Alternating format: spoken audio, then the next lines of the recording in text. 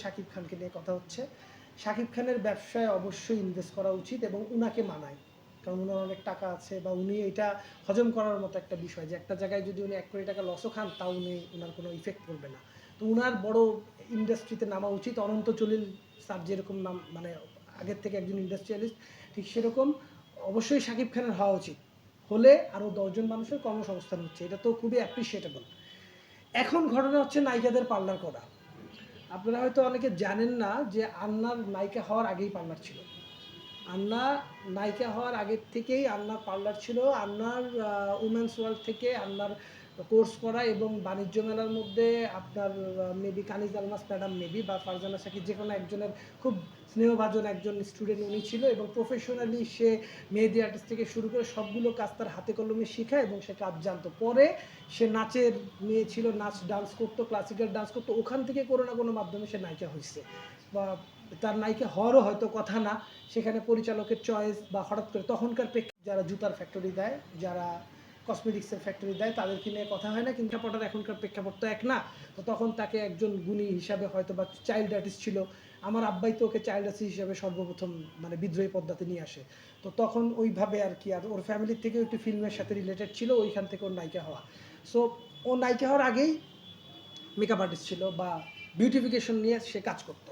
হ্যাঁ, বিউটিফিকেশন বলতে শুধু পার্লারকেই বোঝায় না, বিউটিফিকেশন বলতে হারল্যান্ডের প্রোডাক্টকেও বোঝায়।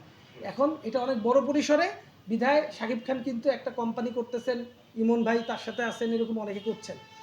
তো আমার বক্তব্য হচ্ছে যে অনেক নায়িকা আছেন বা অনেকে আছেন যারা পার্লার জগৎটার সাথে মানে অ্যাক্টিভ না, কিন্তু তাদের কাছে টাকা আছে বিধায় অনেকে হয়তো করছেন, এটা তাদের স্বাধীনতা, তারা করতেই পারেন, কিন্তু বিজনেসটা না বুঝে করছেন।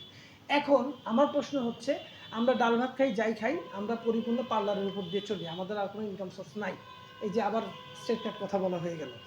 এখন তারা পার্লার করে তাদের পার্লার থেকে তারা কীরকম আউটপুটটা পাচ্ছেন, ধরেন আমার পার্লার থেকে ইনকাম হয়েছে 50 লক্ষ টাকা, অনেক বড় পার্লার, আমাদের এরকম অনেক নায়িকার আছে, নাম বলতে চাচ্ছি না। 50 লাখ টাকা তার মান্থলি ইনকাম গ্রস হচ্ছে, ভালো কথা, কিন্তু তার খরচটা কত? 50 লাখ ইনকাম হয়ে যদি খরচ হয় 70 লাখ, তাহলে ওইটা কিন্তু প্রফিটেবল বিজনেস না। হ্যাঁ, তো এখন ঘটনাটা হচ্ছে এখানে যে পার্লার ব্যবসাটা বিভিন্ন স্টেজ আছে, অনেকে একদম ছোট পরিসরে, অনেকে মধ্যম পরিসরে, যেমন আমরা মধ্যম পরিসরে, আমরা কিন্তু অনেক বড় পরিসরের ব্যবসায়ী না, যেটা সত্য কথা। তো মধ্যম পরিসরে আমরা যেটা করছি সেটা সম্পর্কে আমাদের অভিজ্ঞতা আছে কিনা, আমরা বুঝে করতেছি কিনা। বুঝে করলে সমস্যা নাই, না বুঝে করলে অসুবিধা আছে। যারা ব্যবসা করতে চায় আপনার মতো, যারা আপনার স্টোর হতে যায়, যারা ব্যবসাতে মুভ করবে, মুভ করার পরে আপনার কাছে ক্লাস করবে, শিখবে, যারা আসতে চায়, অনেক যুবক আছে বাসায় বেকার বসে রয়েছে, ফ্যামিলির প্রতিটা সময় হাজবেন্ড শিকার হয় ফ্যামিলি থেকে, উনাদের জন্য কি বার্তা থাকবে? যারা নতুন উদ্যোক্তা হিসাবে আসতে চায় মাঠে, আপনার সাথে কাজ করতে চায়, উনাদের জন্য আপনার পক্ষ থেকে কি বার্তা থাকবে আমি বেকার যুবকদের? আমি মনে করব বেকার যুবকদেরকে আমরা এখানে ওয়ান কাইন্ড অফ স্টুডেন্ট হিসাবেই ধরে নেই। আপনি যদি ভালো স্টুডেন্ট না হইতে পারেন তাহলে ভালো টিচার আপনি হইতে পারবেন না, অর্থাৎ আপনাকে একটা ভালো স্টুডেন্ট হতে হবে। আপনাকে পার্লারের কাজ বা সেলুনের কাজটা আগে শিখতে হবে। শিখবেন, যেখান থেকে খুশি সেখান থেকেই শিখেন, যেখান থেকে খুশি সেখান থেকেই শেখেন, এটা কোনো ফ্যাক্ট না, কিন্তু শিখতে হবে। এবং ভালো মতো শেখার পরে আপনাকে সেটা ইউটিলাইজ করতে হবে। আপনার কাছে টাকা থাকলো আর আপনি একটা সেলুন করে বসলেন এরকম না, আপনি আগে নিজে একজন ভালো কর্মচারী হওয়ার চেষ্টা করবেন, এরপরে আপনি একজন ভালো মালিক হতে পারবেন। আগে আপনি কাজ শিখবেন, কাজ করবেন, এরপরে উদ্যোক্তা হবেন। উদ্যোক্তা যার হওয়ার ইচ্ছা থাকবে সে হয়তো বা প্রথম মাসেই তাকে উদ্যোক্তা হইতে হবে এমন কোনো কথা না, দ্বিতীয় তৃতীয় পঞ্চম 1 বছর পরে উদ্যোক্তা হওয়া যায়। উদ্যোক্তা হওয়াটা কাজ জানা তা না, একজন সেলুনের কাজ জানে না কিন্তু তার টাকা আছে, সে ব্যবসা বুঝে, তাও সে উদ্যোক্তা হতে পারবে। যারা কাজ করতে চায় ওনাদের জন্য আপনার কত টাকা লাগবে? আপনার মানে একটা অ্যামাউন্ট তো লাগে একটা ক্লাস করতে গেলে। জি, আমি আমি আমি বাংলাদেশে সেই জিনিসটা যদি আমরা একটু জিগে। বাংলাদেশে আমি জানি না এরকম কোথাও কম আছে কিনা। আমি বলবো না যে আই এম দ্য বেস্ট, আমার থেকে অনেকে ভালো আছেন। অনেকগুলো পুরাতন প্রতিষ্ঠান আমার আগে, তারা 5 বছর বা 6 বছর আগের থেকে তারা কাজ করতেছে, বা তারা 10 বছর আগের থেকে কাজ করতেছে, অবশ্যই তারা ভালো। আমি কাউকে খারাপ তো বলতে পারবোই না, আর এটা আমার পলিসিতে যায়ও না। সবাই ভালো, আমি চেষ্টা করতেছি। তো আমি এটাকে একদম স্বল্প মূল্যে এনে দিয়েছি, মাত্র 7,000 টাকার মধ্যে এনে দিয়েছি। এর কমে যদি পোষানো সম্ভব হতো অবশ্যই একটা স্টুডেন্টের আমি পারলে 5,000-এ করে দিতাম, কিন্তু যেহেতু এরকম আর পোষানো সম্ভব না বর্তমান মার্কেট অনুযায়ী, একটা স্টুডেন্টকে বেসিক একটা পার্লারের মোটামুটি একটা 10,000 টাকা স্যালারিতে চাকরি পেতে হলে আমার এই 7,000 টাকার কোর্সটা করে তার ওই যোগ্যতা অর্জন করা সম্ভব। আরেকটা জিনিস থাকবে যে এই যে আপনি বলছেন যে অনেকেই যারা আসতে চায়, যারা আপনার সেলুন আসতে চায়, আপনার সেলুনের নামটা যারা লোকেশনটা যদি আপনি যদি বলতেন। আমরা এখন আমাদের পুরো ব্যবসাটাকে, আমাদের পুরো সেক্টরটাকে আমরা ঢাকার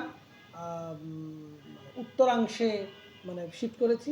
আমাদের এটা হচ্ছে রামপুরাতে, এটা পশ্চিম রামপুরা, একেবারে মেন রোডের ওপরে রামপুরা ডেল্টা হাসপাতাল যেটা আছে এখানকার নাম করা, এখানে একটাই বড় হাসপাতাল আছে ডেল্টা হাসপাতাল, এই ডেল্টা হাসপাতালের সাথেই।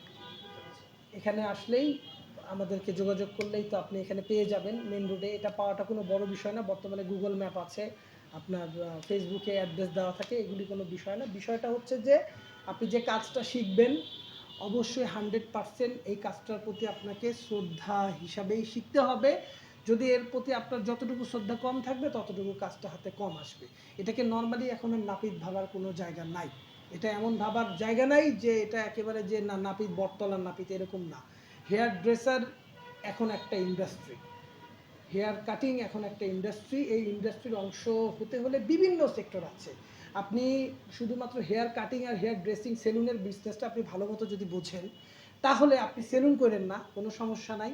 কিন্তু সেলুনের যত প্রোডাক্ট আছে, আপনার কাছে 5 লাখ টাকা আছে, আপনি একটা জায়গা ওয়্যার হাউস করে অনলাইন সব সেলুনের প্রোডাক্ট বিভিন্ন বাংলাদেশে যত সেলুন আছে ওই সেলুনে কন্ট্যাক্ট করে তাদেরকে প্রোডাক্ট সাপ্লাই করতে পারবেন। আমি একটু একটু বাইরে